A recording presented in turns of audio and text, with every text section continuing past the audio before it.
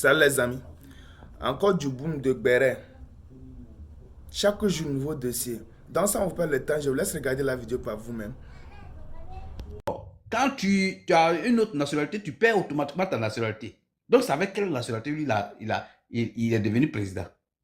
Et c'est cette mamaille-là qui était dans le PDCI qui a gâté le travail du père fondateur Félix Houphouët-Boigny.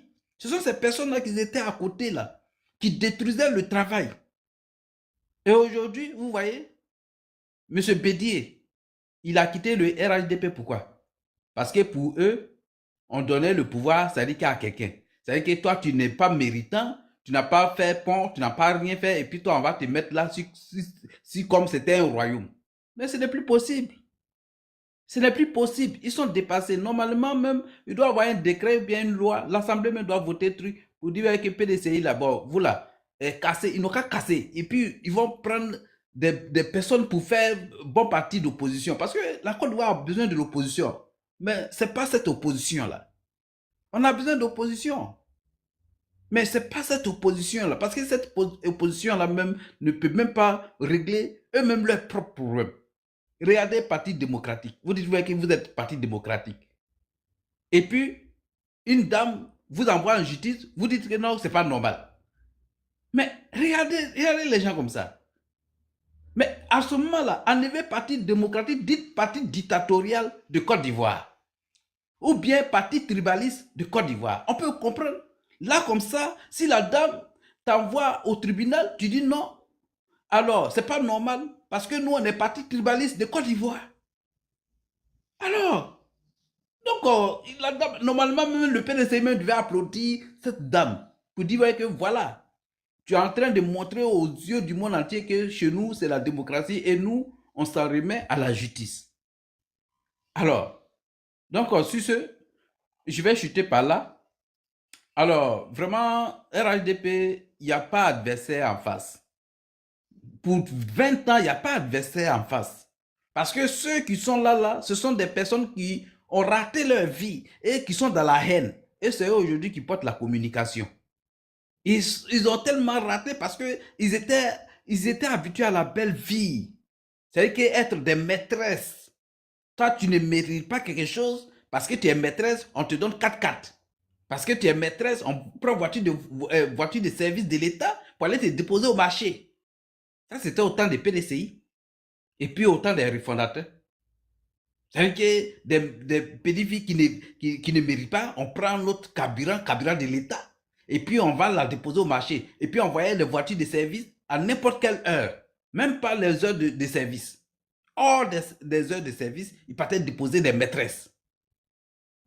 Alors sinon, à quoi c'est 5 voitures de service? Toi, ceux qui as 5 voitures de service, 4 voitures de service, tu fais quoi avec ces 4 voitures de service? Pourquoi?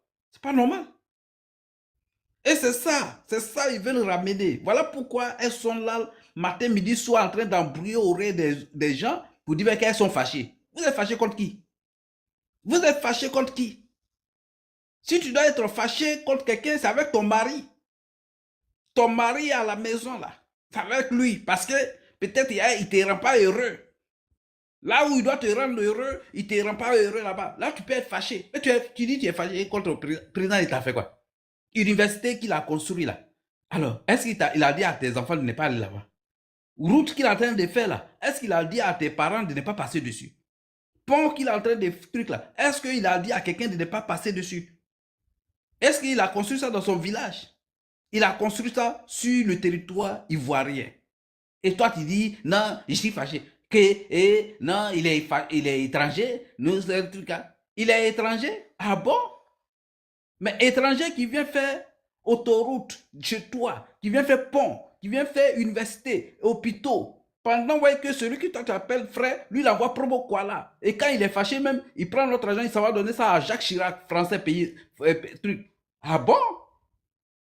Alors, qu'on ne nous emmène pas avec les sottises, la médiocrité prend fin. Avec le président Alassane Ouattara, la médiocrité là, ça passe pas. Les maîtresses là, rentrez chez vous. Ça suffit, les maîtresses, rentrez chez vous. Voilà. Si tu ne travailles pas, c'est que tu n'as pas la vie facile. Il faut aller travailler. Et elles sont là comme ça, elles embrouillent les gens. Matin, midi, soir, elles embrouillent les gens. Elles sont fâchées. Tu es fâché contre qui? Tu es fâché contre qui? Est-ce que c'est le président Alassane Ouattara qui a dit à tes parents de ne pas te mettre à l'école? Est-ce que c'est le président Alassane Ouattara qui t'a dit de ne pas être intelligente à l'école pour réussir ta vie, pour aller travailler au Fonds monétaire international? C'est le président Alassane Ouattara qui a dit ça? Tu es fâché contre lui, pourquoi? Maintenant, si toi tu es fâché contre lui, là, il y a des milliers, la majorité des Ivoiriens sont contents de lui. Et la majorité dit ouais, qu'il va continuer. Et toi, tu seras fâché. Tellement tu seras fâché. Alors, tu vas perdre ta vie. Voilà. Sinon, il a fait le pont le plus long là, à Yopougon, entre Yopougon et puis Plateau là. C'est long. Donc, si tu es fâché, tu vas sur le pont et puis tu te jettes dans la lagune. Et puis c'est fini. Donc, quand tu te mets sur les réseaux pour dire que tu es fâché, tu n'es pas fâché. Tu n'es pas fâché. Tu es en train d'embrouiller les gens pour rien. Voilà. Sinon, il a fait beaucoup de ponts. Si le pont de Yopougon est saturé, tu vas sur le pont Félix Houphouët-Boigny. Tu te jettes dans la lagune, il y a la place. Voilà. Mais laissez les gens, on va circuler là. Laissez-nous, on va circuler. Voilà. Merci.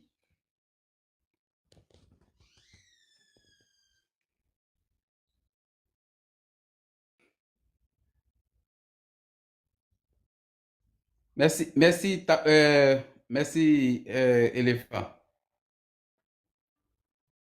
Vraiment, merci à Delon. Voilà, merci énormément. Voilà, Aliou. Est-ce que Aliou est là? Aliou, est-ce que tu es là? Je suis là, bah.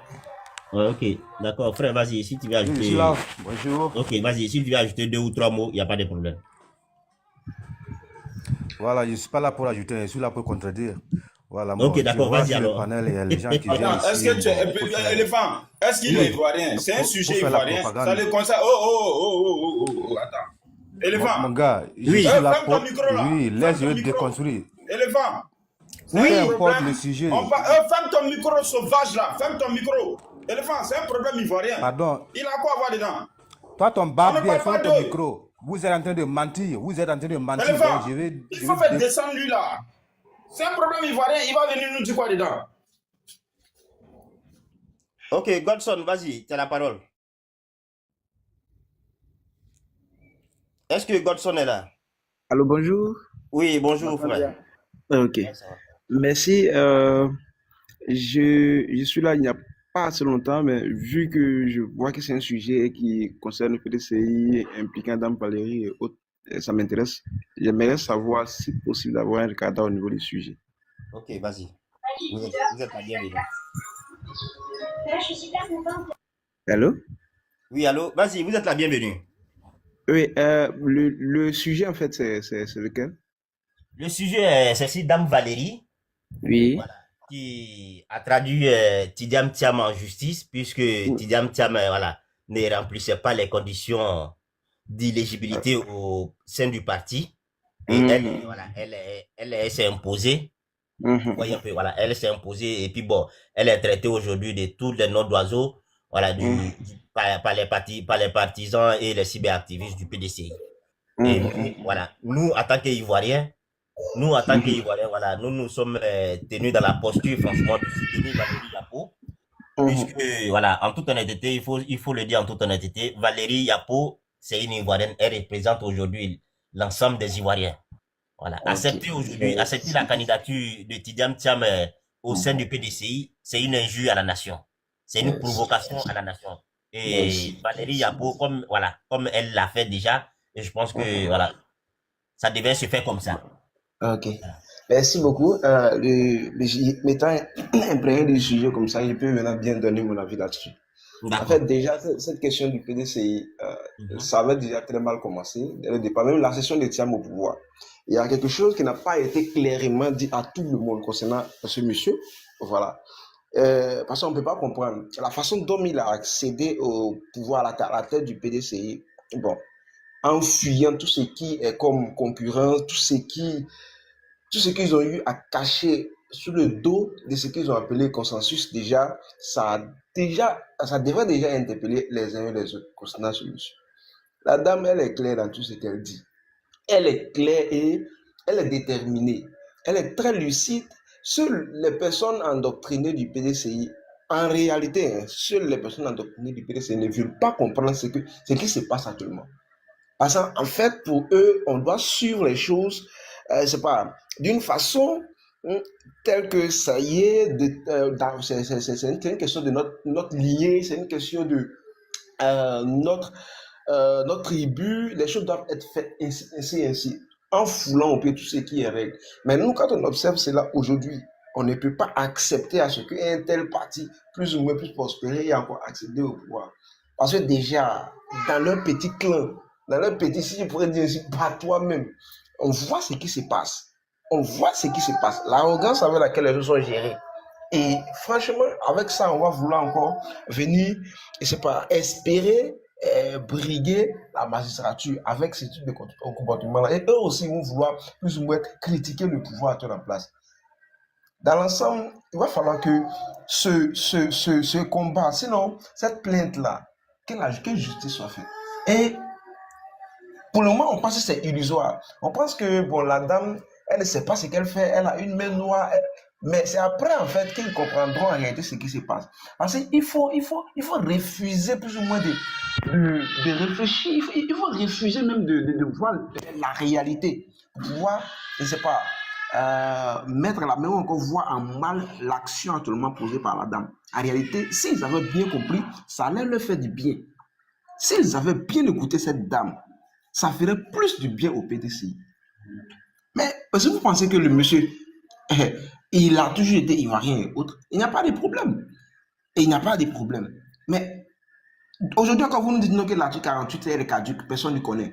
On ne sait pas de quoi on parle. Et ça dit que, parce que vous ne connaissez pas la loi, et cette loi, vous n'avez pas connaissance de cette loi et autres, ça veut dire que cette loi ne doit pas s'appliquer. Franchement, à les écouter, on se demande dans quoi on est en fait. Ça fait mal, c'est énervant en fait. Mais seuls les endoctrinés plus ou moins du PDCI, de Tiam, pourraient plus ou moins se laisser emporter par ces idées-là. Mais franchement, tout le monde voit et on comprend, on sait ce qui est là. Eux-mêmes, ils ont le courage de te regarder dans les yeux. Il ne faut pas les écouter. Ils te regardent dans les yeux et puis ils te mentent et te disent que oui, parce qu'on est dans le parti, on doit mentir. On ne peut pas laisser comme ça et c'est pas dire tout ce qui est vrai comme ça, plus ou moins, pour jeter à la vindicte populaire de notre président, plus ou moins. Mais s'il faut mentir, il le faut. Parfois, en discutant, il te faut savoir cela. C'est grave. Et cette dame-là, on la regarde, plus de courage à elle encore et qu'elle poursuive ce gars. Il faudrait que justice soit faite. Il faudrait que, même si, moi je disais hier à un ami Tiamis, c'est simple, allez-y au bout, priez Dieu que rapidement le verdict tombe et que le monsieur soit déchu. Parce qu'il est déchu, supposons que la justice ivoirienne est clémente.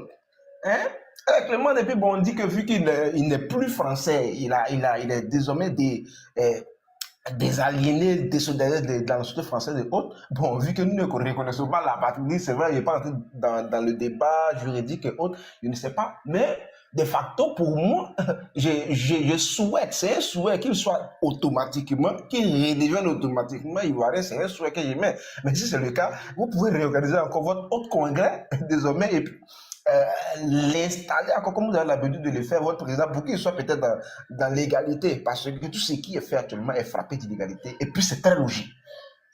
Pendant que son accession au pouvoir, pendant qu'il a accédé au pouvoir, il n'était pas ivoirien. Ce n'est pas une question même d'ivoirien exclusif ou encore ivoirien. Non, il n'était même pas ivoirien. On regarde la loi. Vous voulez dire que cette loi, personne ne la connaissait pas, donc elle ne doit pas s'appliquer. C'est nul. C'est nul. C'est nul en fait. Il y a tellement de choses à dire sur ces choses et voir qu'on a des doyens, des personnes connues. Franchement, on se dit qu'on pouvait compter sur ces personnes-là qui aujourd'hui, enfin, et c'est pas beau ces gens d'idées, c'est décevant. C'est franchement décevant. Et je vais m'arrêter là un peu. Et puis bon, la suite. Moi, j'ai une motion pour toi. Frère, j'ai une motion. Allons-y. Ok, vas-y avec ta motion. C'est une question même. Qu'est-ce que tu dis de sa non-présence hier au bureau politique? Bureau politique que lui-même il a convoqué. Sa non-présence hier au bureau politique, moi je me dis que c'est aussi simple. Je vois ça, il a toujours été dans sa logique. Le monsieur il n'a pas le temps. Il n'a pas le temps pour ces trucs-là. On veut le forcer pour le mettre là, mais c'est pas ton truc. Il avait des conférences à animer ailleurs. C'était mieux que bureau politique. Il va faire ça. Je reste à nouveau là-bas. Quand je serai de retour, on verra quoi faire. Ils vont dire que voilà, Bédier, à un moment donné, voilà, lui-même, il a eu les bureaux politiques, n'a pas pu pas. Mais c'est pas la même chose. C'est pas la même chose, tout ça c'est nul. En fait, moi je mets ça sur le compte du mépris. C'est ce que je comprends. C'est la même chose. C'est ce que je comprends en fait. C'est tout ce qui est. On ne peut pas comprendre. Votre bureau politique qui a été demandé, bureau politique qui a été réclamé autant. Moi, je ne peux pas imaginer que ce monsieur ne soit pas à ce bureau politique là. Franchement, c'est bizarre même. Un document avec moi et vous tous vous pouvez aller consulter.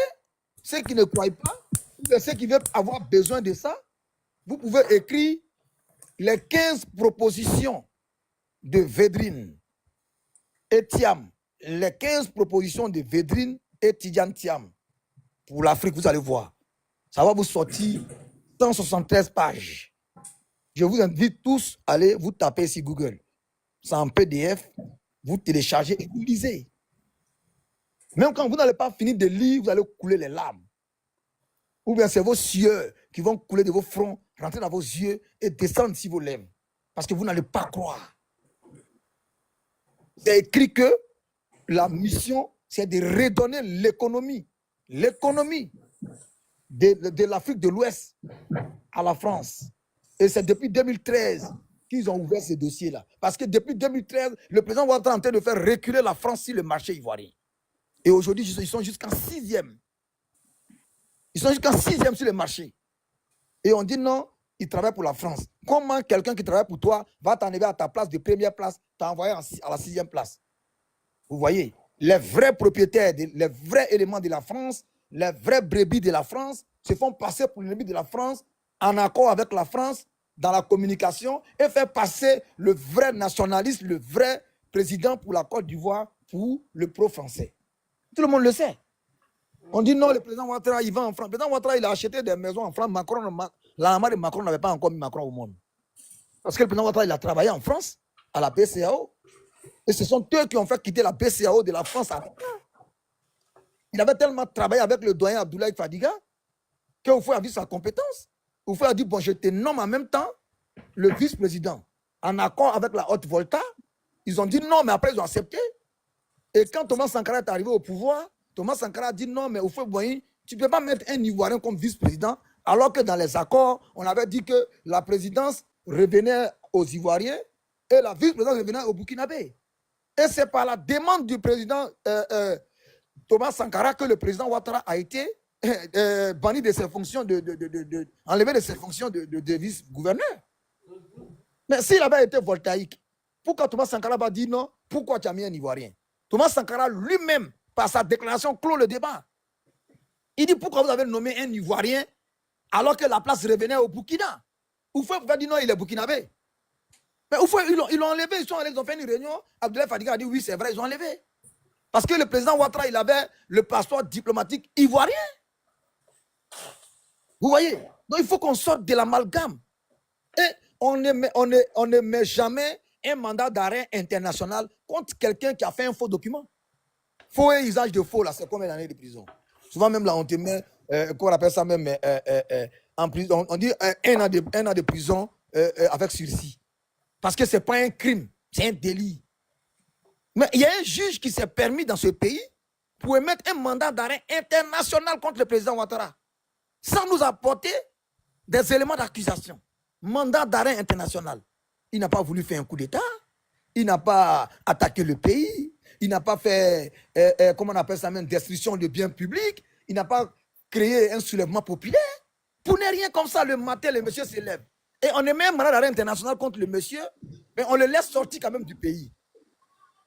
Et le monsieur même, on lui laisse faire une déclaration en sortant du pays. Vous voyez? Pourtant, sur le tarmac de l'aéroport, c'est la police et la gendarmerie qui sont là-bas. Mais s'il y avait un mandat d'arrêt contre lui, pour qu'on le laisse sortir.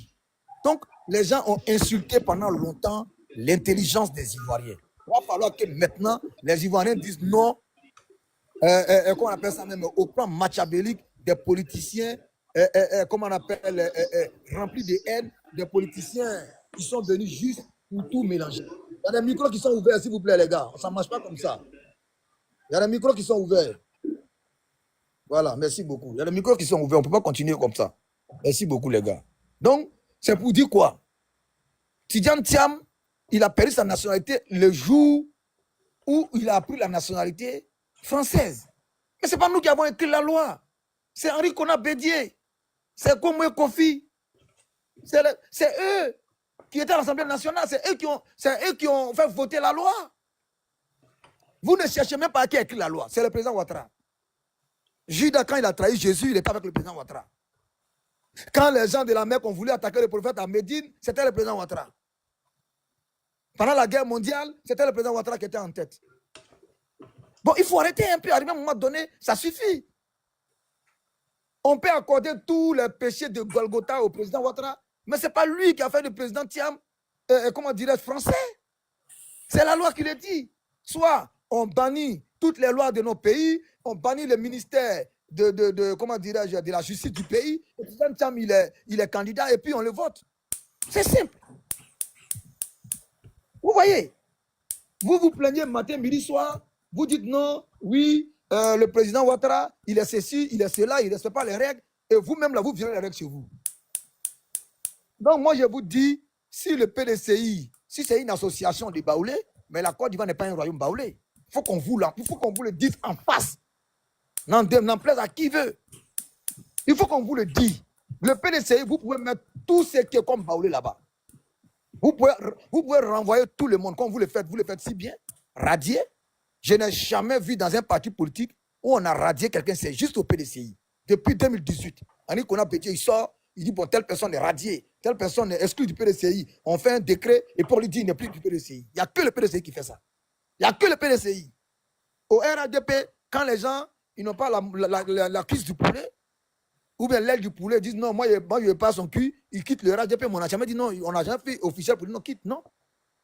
Tidjane Thiam, comme un parti politique qui se dit démocrate, interdit à ses communicants de passer sur une chaîne de télé privée nationale, qui est NCI. Pourquoi?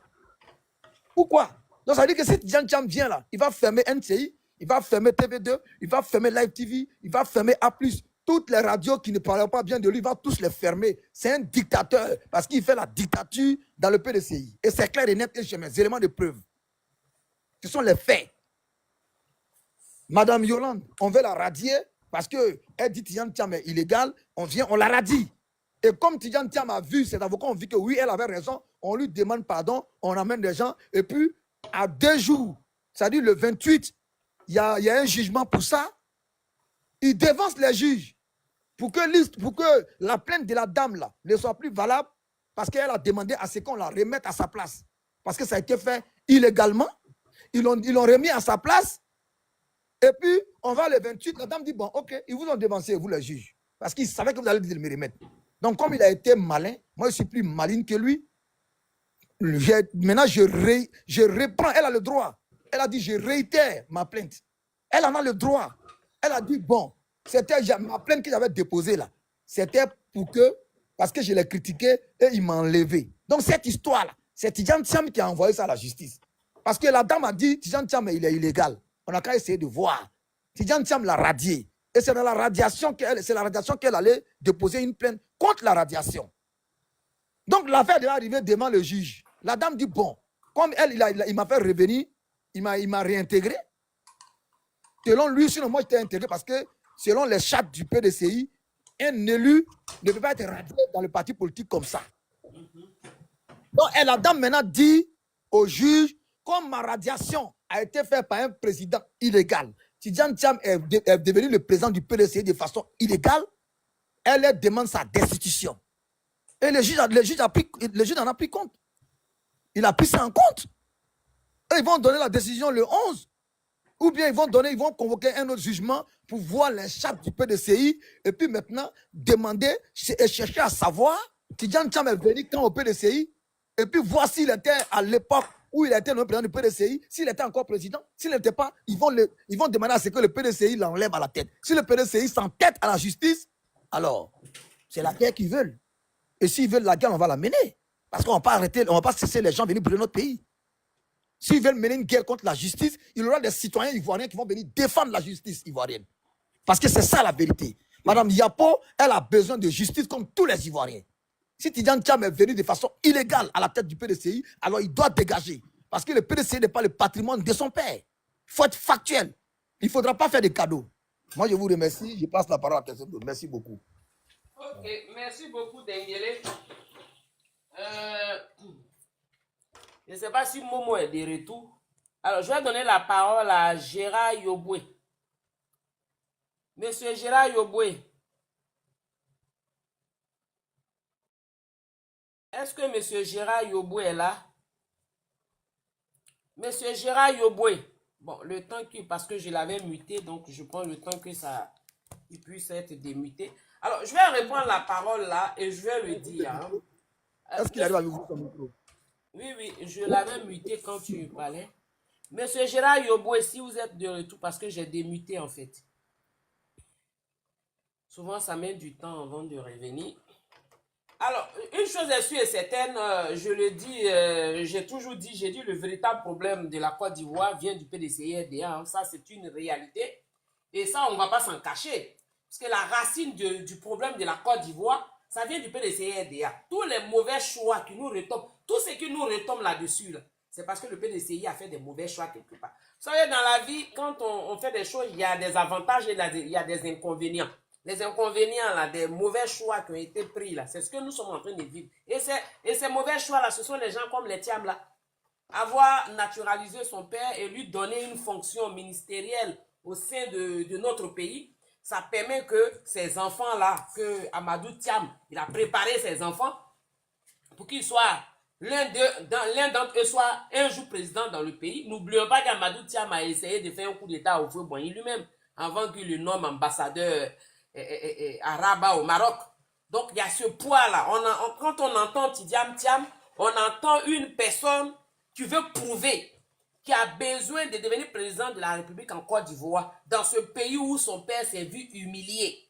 Il veut forcément devenir là, parce que quand son père est décédé, à partir du moment où vous pouvez l'avait naturalisé, là, il devait être enterré en Côte d'Ivoire, mais ils ont envoyé son corps au Sénégal. Ça veut tout dire. Lui-même a réalisé au Sénégal. Son grand frère a fait de même. Donc ça, on a la réponse de toutes ces choses-là.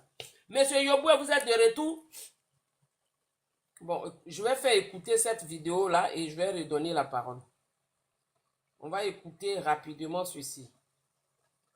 De la révision de la liste électorale qui est aujourd'hui la principale revendication de l'opposition. On a bien remarqué le PPACI de Laurent Gbagbo et le PDCI de Tidjane Thiam, qui pourtant se regardent en chien de faïence, sont réunis autour de cette revendication. Mais en réalité, pour des motivations différentes. Prenons le PDCI d'abord. En réalité, le PDCI se bat pour une révision de la liste électorale, non pas pour les Ivoiriens, comme ils le disent, qui ne se seraient pas inscrits sur la liste, parce qu'on est quand même sur un chiffre plutôt assez marginal en ce moment. Mais la vraie raison, le vrai enjeu pour le PDCI de se battre pour une révision de la liste électorale avant la prochaine présidentielle, c'est que Tidjane Thiam savait qu'à l'occasion du contentieux électoral qui vient de s'ouvrir, il sera radié de la liste électorale. La seule façon pour lui, le seul espoir pour lui de revenir sur la liste électorale, maintenant qu'il n'est plus français et qu'il pourrait redevenir ivoirien, ce serait une nouvelle opération de révision de la liste électorale avant la prochaine présidentielle. Voilà l'enjeu pour le PDCI. C'est pour permettre à Tidjane Thiam de revenir sur la liste électorale puisqu'il en sera exclu. Sa précédente inscription sur la liste électorale alors qu'il était français et qu'il avait perdu donc sa nationalité ivoirienne était, comme on le sait, frauduleuse. Pour le PPACI, la revendication, c'est surtout parce que le PPACI est conscient du fait que si on démarre tout de suite une révision de la liste électorale, le processus ne peut pas s'achever avant la présidentielle prévue pour octobre. Dans ce cas-là, le PPACI demandera qu'on reporta les élections présidentielles et le président de la République actuelle tomberait donc dans une forme d'illégitimité et d'illégalité. À la suite de quoi, le PPACI compte demander la mise en place d'un gouvernement d'union nationale, des négociations avec l'objectif que ces négociations puissent aboutir à l'inscription de Laurent Gbagbo sur la liste électorale. Voilà les principaux enjeux pour ces deux principaux partis politiques d'opposition. Il ne s'agit donc pas, au-delà des discours officiels, d'inscrire des Ivoiriens sur la liste électorale. Autrement, on aurait accepté, comme l'a proposé la commission électorale indépendante, qu'on fasse cette révision après l'élection présidentielle. La Côte d'Ivoire ne s'arrête de toutes les façons pas à une seule échéance électorale qui est l'élection présidentielle d'octobre. Ceux qui ne sont pas inscrits actuellement auront l'occasion de s'inscrire et de voter pour les prochaines échéances électorales. Voilà donc, monsieur, les principaux enjeux que les opposants, les politiciens, malheureusement, nous cachent autour de cette revendication de nouvelles opérations de révision de la liste électorale avant la présidentielle d'octobre prochain. Comme on le sait, la commission électorale l'a déjà annoncé, techniquement, ce n'est plus possible. Et donc, a priori, Tidjane Tcham ne sera pas sur la liste électorale. Il n'est donc pas éligible. Laurent Gbagbo ne pourrait pas revenir sur la liste électorale avant la prochaine présidentielle. Lui aussi n'est... Ouais, merci d'avoir regardé la vidéo. Likez, commentez et n'oubliez pas de s'abonner. Je compte sur vous pour ce mois d'avril. Ciao, ciao.